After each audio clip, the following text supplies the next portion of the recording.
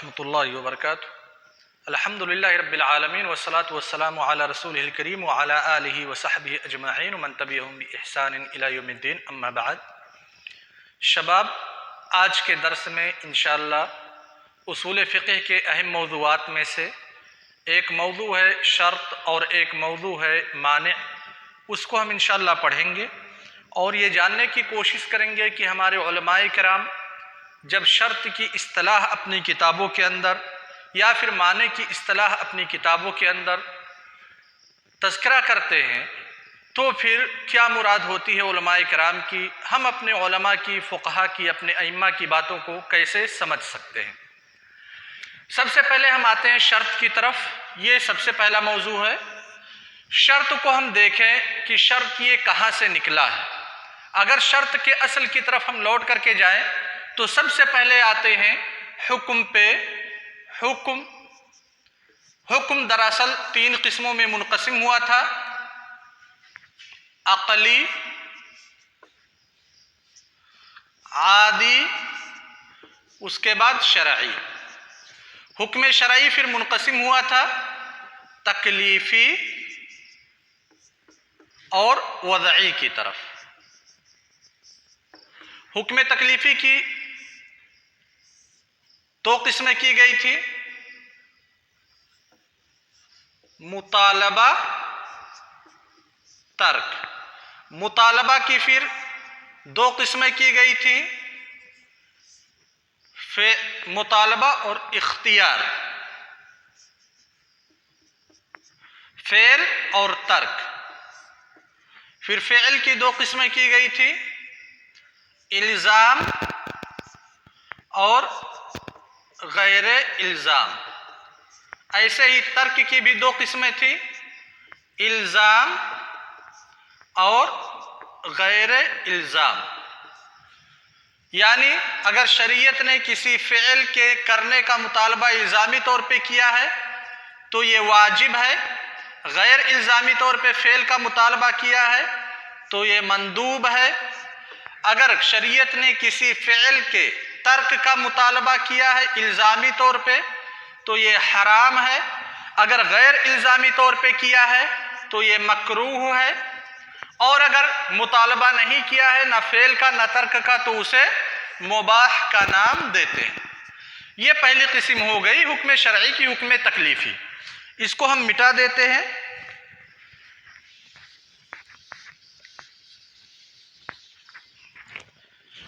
हुक्म शरई की पहली किस्म थी हुक्म तकलीफ़ी। हुक्म तकलीफ़ी का इख्तिसार हमने पढ़ लिया। उसके बाद हुक्म शरई ही की दूसरी किस्म है हुक्म वज़ई। यानी शरीयत ने किसी चीज़ के लिए किसी चीज़ को अलामत बना दिया हो या शर्त बना दिया हो या माने बना दिया हो, उसको हुक्म वज़ई कहते हैं। हुक्म वज़ई की बहुत सारी किस्में हैं। एक किस्म है सहीह, एक किस्म है फासिद, यह हम पढ़ चुके हैं, सही फासिद। एक तीसरी किस्म है अस्सबब, एक चौथी किस्म है अशर्त, एक पांचवी किस्म है अलमाने। सही, फासिद, सबब यह हम पढ़ चुके हैं, लेकिन फिर आज सबब का इआदा कर देते हैं ताकि समझने में आसानी हो जाए। लिहाजा इस हुक्म वज़ई को हम यहाँ ऊपर लिखते हैं, फिर उसकी तकसीम करते हैं सही फासिद को छोड़ करके सबब, शर्त और माने की तरफ। फिर देखते हैं हर एक की तारीफ क्या आती है।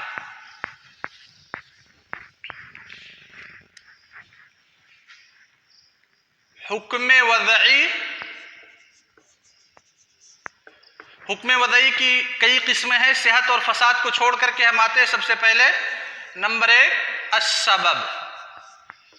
अस्सबब की लुग़वी तारीफ बतलाई गई थी। किसी चीज तक पहुंचने का जो वसीला है उसे सबब कहते हैं। लुग़तन वसीला को सबब कहते हैं। और इस्तिलाही तारीफ इसकी की गई थी सबब की,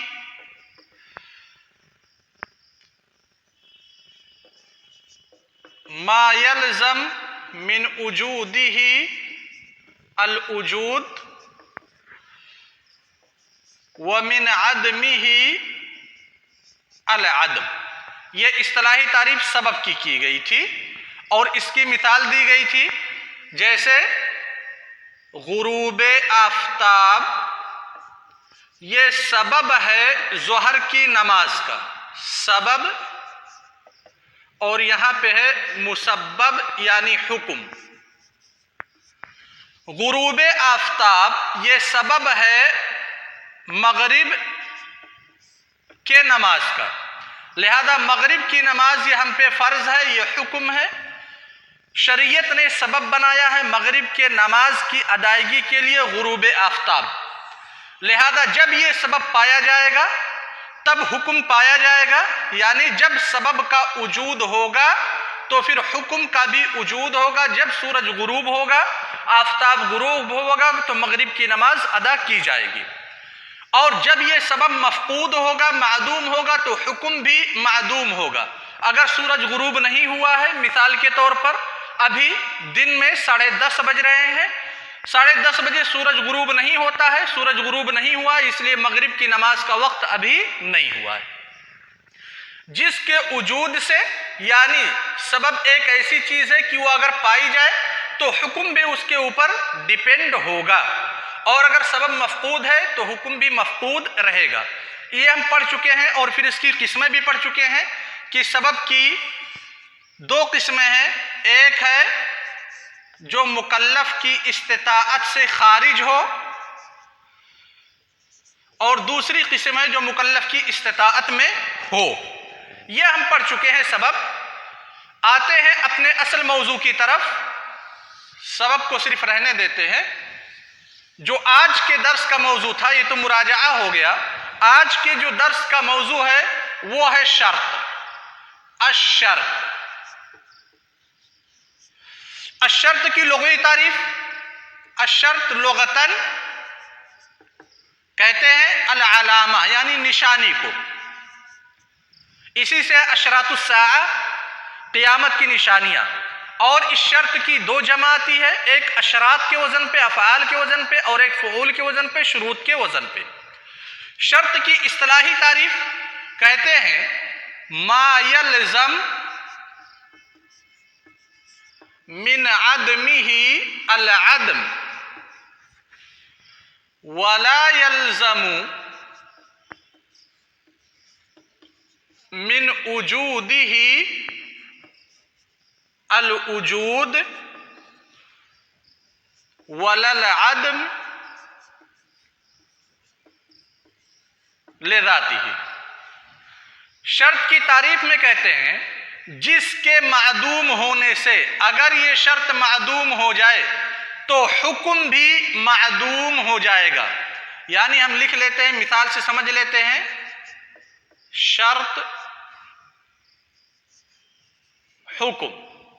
مثال کے طور پہ نماز، الصلاۃ، صلاۃ یہ واجب ہے، صلاۃ کے اسباب ہیں، وہیں پہ صلاۃ کے لیے شریعت نے کچھ شروط مقرر کر دیے ہیں۔ وہ شروط کیا ہے؟ مثال کے طور پہ الوضوء، یا جس کو طہارت کہتے ہیں۔ وضو نماز کے لیے شرط ہے۔ اب دیکھیں، کہا ما یلزم من عدمہ العدم، اگر وضو مفقود ہوگا یعنی انسان طاہر نہیں ہوگا تو پھر حکم مفقود ہوگا، یعنی نماز نہیں پڑھ سکتا ہے۔ اگر انسان طہارت کی حالت میں نہیں ہے، باوضو نہیں ہے، وضو مفقود ہے، طہارت مفقود ہے، تو حکم بھی مفقود ہوگا، یعنی وہ نماز نہیں پڑھ سکتا ہے۔ ما یلزم من عدمہ العدم، یہ پہلا شق ہو گیا۔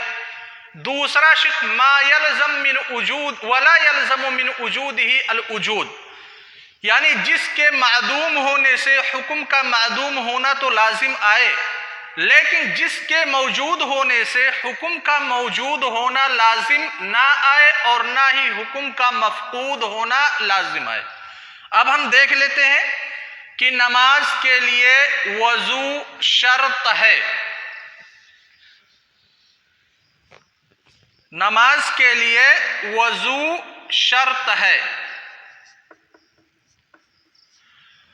عدم کے ناحیے سے ہم نے دیکھ لیا کہ جب وضو نہیں ہوگا تو نماز بھی نہیں پائی جائے گی۔ اب دیکھتے ہیں کہ شرط موجود ہے تو کیا حکم بھی موجود ہوگا یا موجود نہیں ہوگا؟ کہتے ہیں وَلَا يَلْزَمُ مِنْ وُجُودِهِ الْوُجُودُ، یعنی آپ نے وضو کر لیا، آپ باوضو ہیں، باوضو جب آپ ہیں تو کیا آپ کے لیے ضروری ہے کہ آپ مشروط کو انجام دیں، یعنی آپ نماز پڑھیں؟ بالکل ضروری نہیں ہے۔ آپ باوضو رہ سکتے ہیں، نماز کا وقت نہیں ہوا ہے، آپ نماز نہیں پڑھیں گے، سمجھ گئے نا؟ تو وَلَا يَلْزَمُ مِنْ وُجُودِهِ الْوُجُودُ کی شرط کے موجود ہونے سے مشروط کا وجود لازم نہ آئے اور نہ ہی مشروط کا مفقود ہونا لازم آئے۔ آپ وضو بنائے ہیں، اب آپ چاہیں تو نماز پڑھ سکتے ہیں، یہ ضروری نہیں ہے کہ آپ وضو بنائے ہیں تو نماز ہی پڑھو، اور اگر چاہیں تو آپ نماز نہ پڑھیں۔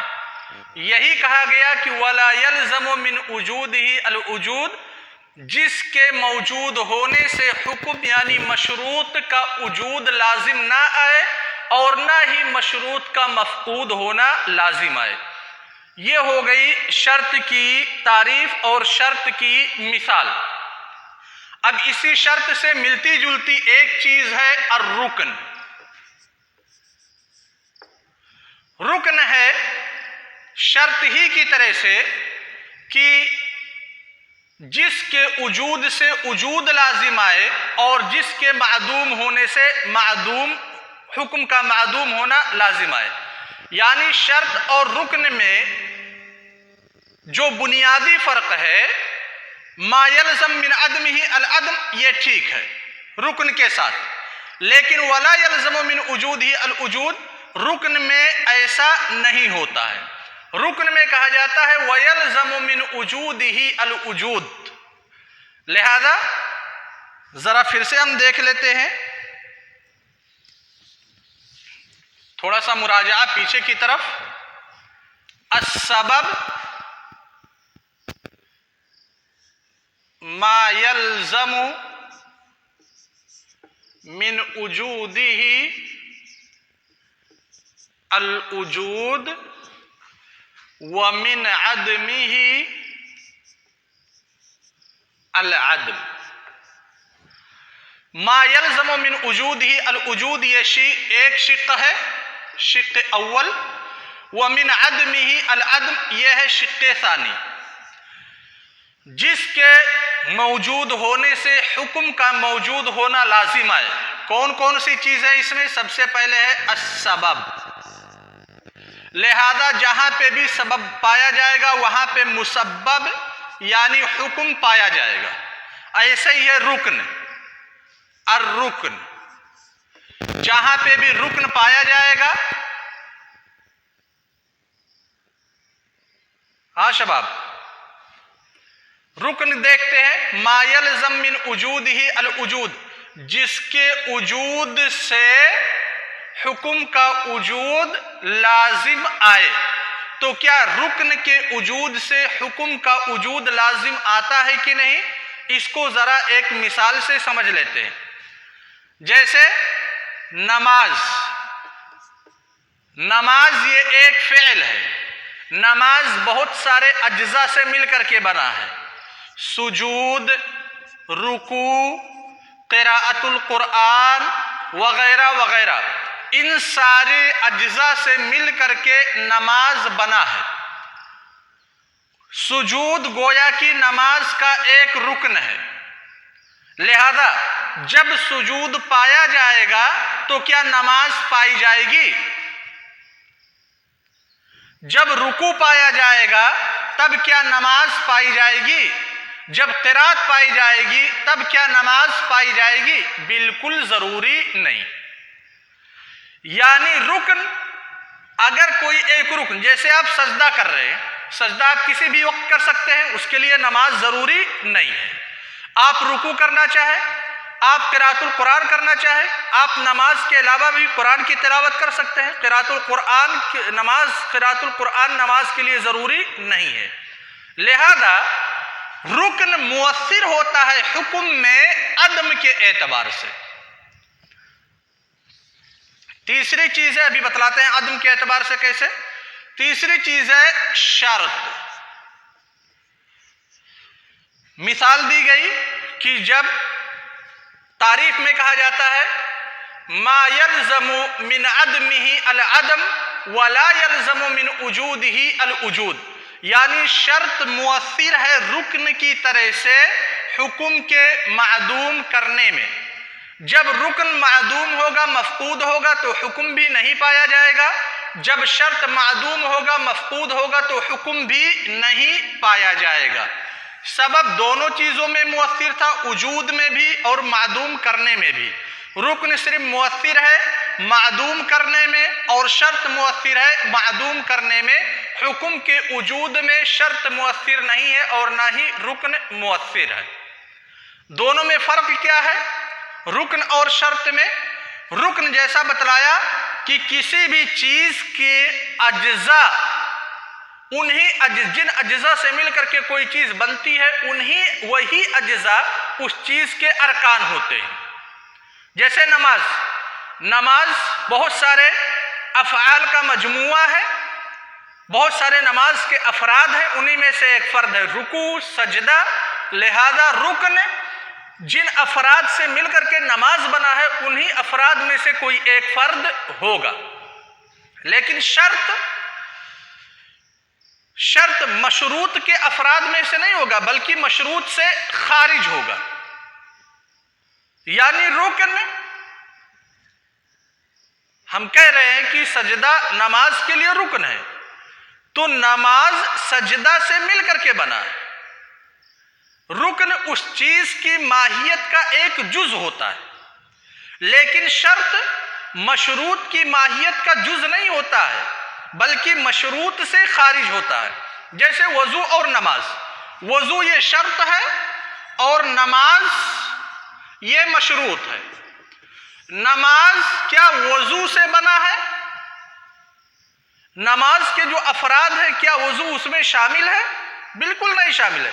وضو مستقل ایک چیز ہے اور نماز مستقل ایک چیز ہے. نماز تکبیر تحریمہ، قراءۃ القرآن، قیام، رکوع، سجدہ، تشہد اور مخصوص ادعیہ سے مل کر کے جو ہیئت بنتی ہے اسے نماز کہتے ہیں. لیکن وضو نماز کے افراد میں سے کوئی فرد نہیں ہے. تو شرط مشروط کے افراد سے خارج ہوتا ہے، لیکن رکن اس شے کے اجزاء میں سے ایک جز ہوتا ہے، اس کے افراد میں سے ایک فرد ہوتا ہے.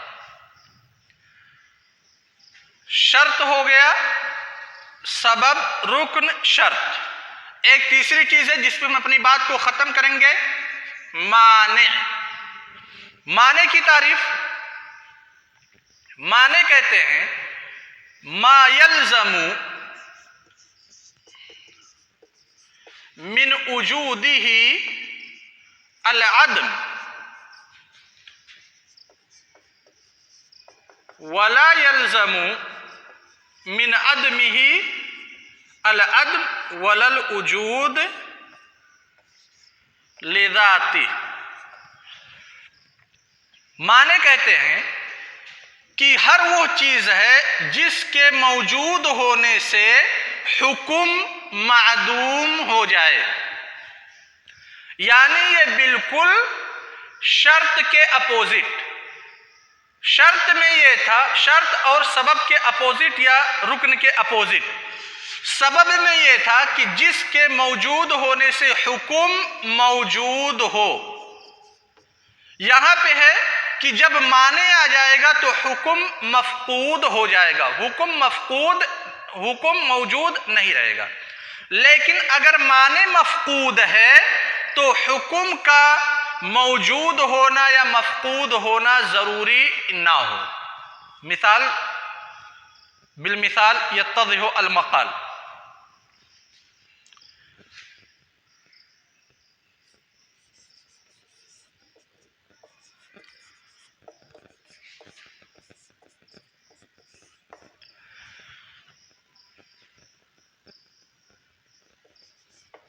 کہتے ہیں القتل مانع من الارث،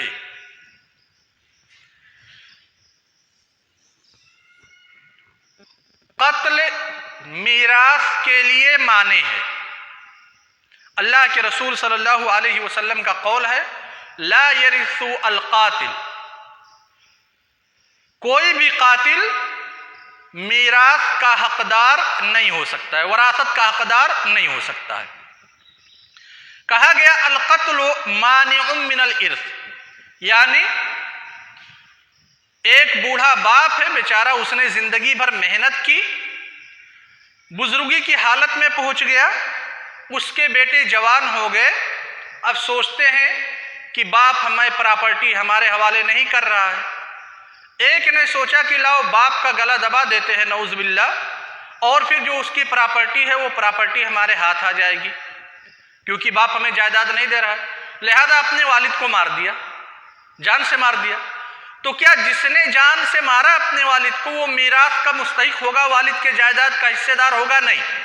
اللہ کے رسول صلی اللہ علیہ وسلم فرماتے ہیں لا یرث القاتل، کوئی بھی قاتل میراث میں حقدار نہیں ہو سکتا ہے، لہذا قتل یہ مانع من الارث ہے، قتل مانع من الارث ہے۔ جب قتل پایا جائے گا ما یلزم من وجودی، جہاں پہ بھی قتل پایا جائے گا حکم مفقود ہوگا، میراث نہیں ہوگا۔ جہاں پہ بھی قتل پایا جائے گا میراث مفقود ہوگا، میراث نہیں ملے گا کسی بھی قاتل کو۔ یہی کہا گیا ما یلزم من وجودہ العدم ولا یلزم من عدمہ العدم، اگر قتل نہ پایا گیا یعنی معنی نہ پایا گیا تو پھر میراث کا مفقود ہونا یہ ضروری نہیں، ہو سکتا ہے موجود ہو سکتا ہے مفقود ہو۔ اور اسی پہ اپنی بات کو ختم کرتے ہیں۔ امید کی بات سمجھ میں آ گئی ہوگی۔ حکم وضعی کی دو قسمیں جو باقی تھیں، شرط اور مانع، اس کو ہم نے پڑھ لیا، اور اسی ضمن میں ہم نے داخل کر دیا رکن کو، کہ رکن اور شرط میں مناسبت کیا ہے۔ مناسبت حکم میں مؤثر ہونے کے اعتبار سے ہے کہ عدم کے اعتبار سے دونوں مؤثر ہیں حکم میں، لیکن فرق ہے کہ رکن کسی بھی چیز کے افراد میں سے ایک فرد کا نام ہوتا ہے، شرط مشروط سے خارج ہوتا ہے۔ اور معنی کے بارے میں ہم نے جانا کہ معنی کا جب وجود ہوگا تو حکم کا وجود نہیں ہوگا، لیکن معنی اگر مفقود ہے تو ہو سکتا ہے حکم موجود رہے، ہو سکتا ہے حکم مفقود رہے۔ السلام علیکم ورحمۃ اللہ وبرکاتہ۔